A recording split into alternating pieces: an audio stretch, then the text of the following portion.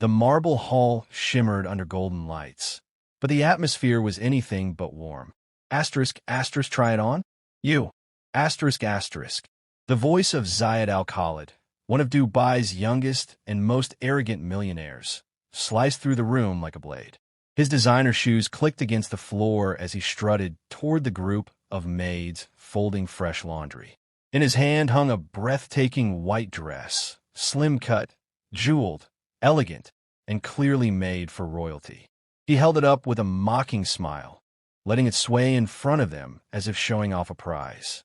His eyes landed on Amara, the quiet African maid standing at the back, her hands full of freshly ironed towels. She was strong, curvy, and carried the kind of tiredness that comes from years of survival and sacrifice. But her eyes were gentle, eyes that had seen hardship yet remained kind. Zayed smirked, lifting the dress higher. You, he pointed. Come here. The other maids exchanged nervous looks, unsure of what he was planning. Amara stepped forward slowly, trying to avoid trouble. Zayed tilted his head arrogantly. Look at this dress. A masterpiece, isn't it? He paused dramatically. Tell you what, if you can ever fit into this dress, I'll marry you myself. The hall fell silent. Then came the whispers, the kind filled with shock, fear, and pity. Amara's breath caught in her throat. Heat rushed her cheeks. She wasn't offended because she wanted his proposal. She didn't. What hurt was the way he said it, like she wasn't even human, just a joke to entertain him. Sir, please, she whispered, trying to hold her dignity. But Zayed loved the attention. He laughed loudly, waving off her discomfort. Relax, Amara. It's just a joke. You people don't become brides, you serve the brides. His friends laughed behind him. The word stabbed deeper than any insult she had ever heard. Not because she wanted his validation, but because he made her feel small. The dress slipped from his fingers and landed near her feet. He walked away, still laughing, as if he had just told the funniest joke of his life. For a long moment, Amara stood frozen. The other maids watched her cautiously, waiting to see if she would break. Slowly, she bent down and lifted the dress with trembling hands. The fabric felt cold, heavy, almost symbolic, like a challenge thrown directly at her soul. But something unexpected happened inside her. A whisper, soft but clear, a voice she had ignored for too many years. I will not stay the person he thinks I am. That night, in the small room where she slept, Amara allowed herself to cry. Quietly, silently, into her pillow. But her tears weren't from weakness. They were the beginning of transformation. She wasn't crying because she wanted Zayed. She was crying because his insult awakened a strength she didn't know she had, a strength that had been waiting, buried under exhaustion, waiting for the right moment to rise. And now, that moment had come. The next morning, Amara returned to work with her usual quiet grace. No one could tell she had cried the night before. No one saw the storm of determination forming inside her. She moved through the mansion calmly, folding sheets, sweeping floors, preparing breakfast trays. The same routine she had done for years. She never complained, never argued, never talked back, and she never took insults personally, even when they were sharp enough to cut her heart. But that morning, something was different. Inside her tiny staff room, barely big enough for a bed, a chair, and a small cabinet, hung that dress. The white, elegant masterpiece Zayed had tossed at her like a toy. It shimmered softly in the dim light, almost like it was staring at her, daring her. A challenge. Amara stepped toward it, running her fingers slowly across the silky fabric. It felt smooth and cold, like untouched snow. She wasn't thinking about Zayed's laugh anymore. She wasn't thinking about the humiliation. Her reflection in the small, cracked mirror showed tired eyes, but also a spark. Something new. She whispered softly, almost like a secret prayer. I'm not doing this to marry that man. I'm doing this to prove I am more than what he sees. And from that day forward, her life changed. Amara began waking up at 4 a.m. every single day. While the world slept and the mansion remained wrapped in silence, she stepped onto the rooftop, the only place where she felt free. The cool morning air brushed against her skin, refreshing her spirit. Heavy check mark, she walked slowly at first, then faster. Heavy check mark, she followed YouTube videos on her phone, learning simple exercises. Heavy check mark, she stretched. She breathed deeply. She pushed through soreness. Her body protested in the beginning. Her legs ached. Her back hurt. But she kept going. She replaced leftover rich foods with the small fruits she bought herself from a nearby shop. Apples, bananas, oranges. She drank water instead of sweet tea. She disciplined her body with gentle persistence rather than punishment. And every night, before falling asleep, she whispered the same prayer. Give me strength. Give me patience. Give me courage. Days turned into weeks. Weeks melted into months. Slowly, quietly, her body began to change. Her steps became lighter. Her waist slimmed. Her skin glowed. Her smile returned, brighter than it had ever been. But even more powerful than the physical change was the transformation inside her. Her confidence grew. Her spirit stood taller.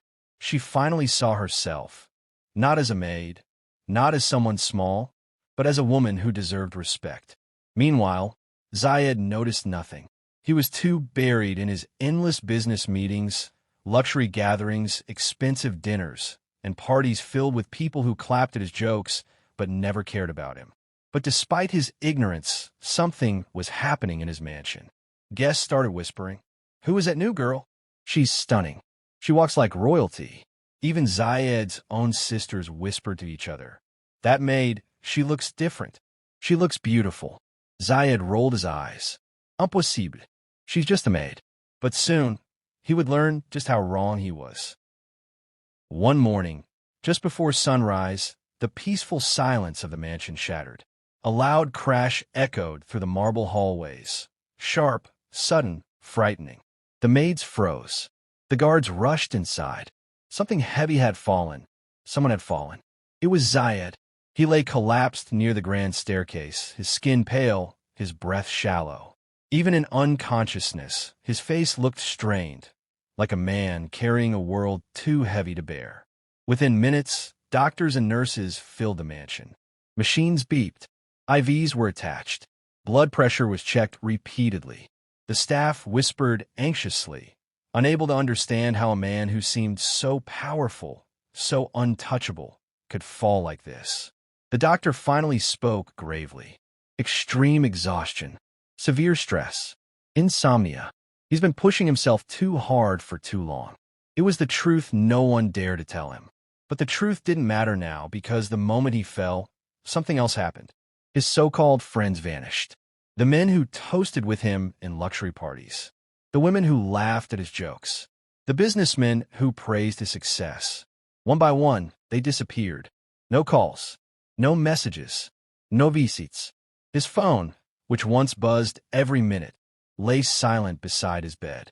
In the largest mansion in Dubai, surrounded by wealth, Zayed was suddenly alone, except for one person, Amara. She stood quietly outside his room, holding a tray of herbal tea, a bowl of soup, and the medicines the doctor prescribed. She didn't rush away like the others. She didn't hesitate. When everyone abandoned him, she stepped forward. Every day she came. She opened the curtains gently so sunlight would enter. She made sure he ate at least a little. She replaced wet towels on his forehead when his fever climbed. And she spoke to him softly, with a warmth he had never known. "You're not alone," she told him one night, sitting at his bedside while he struggled to breathe. "Rest. You are human too." The words pierced him deeper than any insult ever had. No one had talked to him like that. Not with care, not with sincerity, not with heart. When his strength slowly returned, Zayed finally looked at her, really looked at her, and he froze. The woman standing before him was not the same person he had mocked. Her face was slimmer, glowing with health. Her posture was confident, her voice calm yet strong. Her eyes gentle, warm, and full of compassion. He realized he had never actually seen her. "Amara," he whispered, his voice trembling. "Thank you." He swallowed hard, guilt tightening inside his chest. I've been blind." She simply smiled, bowed her head respectfully, and walked away to finish her duties.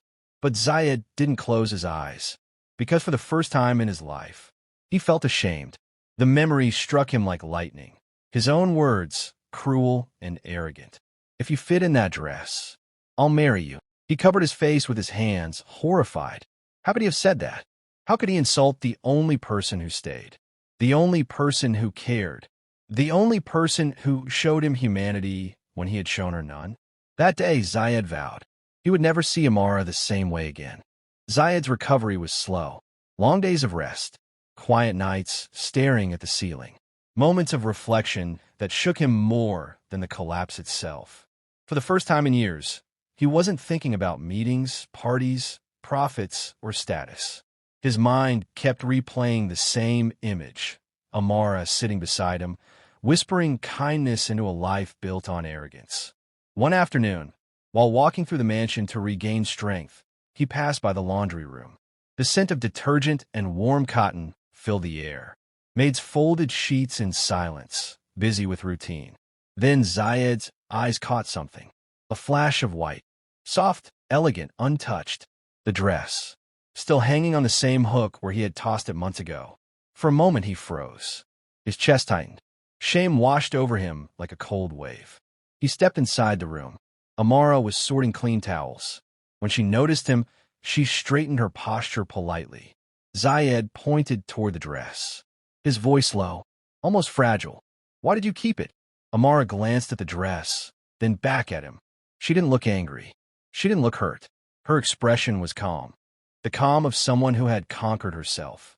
"Because your words pushed me," she said softly. "Not to chase you, but to chase a better version of myself." Her honesty hit him harder than any accusation ever could. He swallowed, guilt burning inside his chest. "You don't have to prove anything," he murmured, his voice laced with regret. Amara stepped closer, her presence warm and steady. "I already did." Before he could speak again, she lifted the dress gently off its hanger. The room fell silent. Even the maids stopped folding. She walked toward the small staff fitting room, the same room she used to hide her tears months ago. Zayed felt his heartbeat hammering. He had faced businessmen, billionaires, even royalty without fear. But now, he was nervous, frightened, hopeful. Minutes felt like hours. Then the door opened, and Amara stepped out. Zayed forgot how to breathe. The dress fit her perfectly. Every curve, every movement, every inch. She looked graceful, elegant, confident. Not like a maid, but like a woman who had fought a war inside herself and won. The room seemed to blur at the edges as Zayed felt something strike him deep in the chest. Not pride, not desire, not attraction. Respect. Real, deep, overwhelming respect. He stepped closer, slowly, almost afraid to break the moment. "I don't deserve to say this," he whispered, voice trembling, "but I am sorry, Amara, for every insult, for every moment I failed to see your worth." Amara didn't look away. She didn't cry. She didn't shrink. She simply nodded with grace. "I forgive you," she said, "but I don't need you to marry me. My worth isn't tied to you." Her words were gentle, but powerful. Zayed's throat tightened. "But what if I want to marry you?" he asked softly. Amara held his gaze, her eyes steady and wise. "What changed?" Zayed inhaled deeply, the truth rising in his chest like a confession he could no longer hold back. "You did," he breathed. "You show me what real strength looks like." Amara didn't say yes immediately. She didn't rush. She didn't allow Zayed's past apologies or grand gestures to sway her heart. Instead, she asked for time. Time to see if he had truly changed. Time to see if his words were sincere, not just remorseful echoes. Time to witness the man behind the arrogance, the wealth, and the teasing. Zayed accepted her request without complaint. He gave her space, respect, and sincerity. Every day, he worked quietly to prove himself, not to impress her, but to be worthy of her trust. He changed in ways small and large. Heavy check mark, he treated the staff kindly, speaking with gratitude instead of entitlement. Heavy check mark, he apologized publicly to those he had wronged, acknowledging his arrogance. Heavy check mark, he visited charities, funding schools, hospitals, and programs for underprivileged children, the very people he had once ignored. Heavy check mark, he listened more than he spoke. He laughed less at others' expense. Heavy check mark, he became humble, patient, and gentle, a man reshaped from within. And slowly, Amara began to notice. The man who had once been cruel, arrogant, and careless was transforming before her eyes. A man who could now be trusted, respected, and loved. Months passed. Seasons changed. And one evening, under a sky painted in gold and amber, the moment finally came. The garden glowed softly. Lanterns hung from the branches, casting a gentle light across the flowers. The air smelled of jasmine and fresh earth. It was peaceful. It was quiet. It was perfect.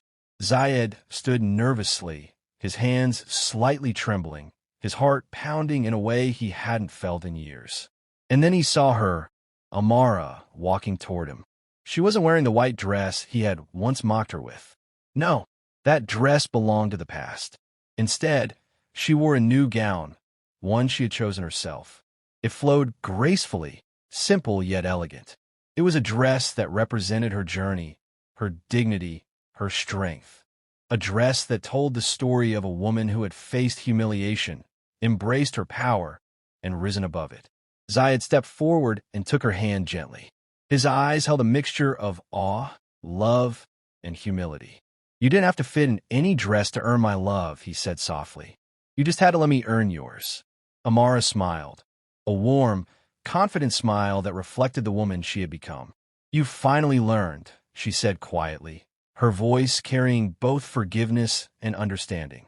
They married quietly, surrounded not by luxury or empty faces, but by real friends, people who had supported them through challenges, who had witnessed their growth, who celebrated love in its purest form. And the white dress? Amara kept it, not as a symbol of humiliation or pain, not as a reminder of someone else's cruelty, but as a reminder of herself, of her strength, her perseverance, her dignity, a symbol of the woman she had become.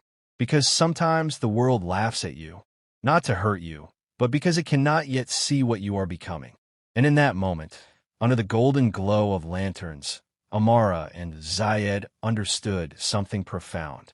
Love, respect, and transformation are earned, not demanded. And the journey, however painful, is what makes the heart truly capable of both. She held the dress gently. He held her hand tightly. And together, they stepped into a future built on strength, love, and unwavering respect.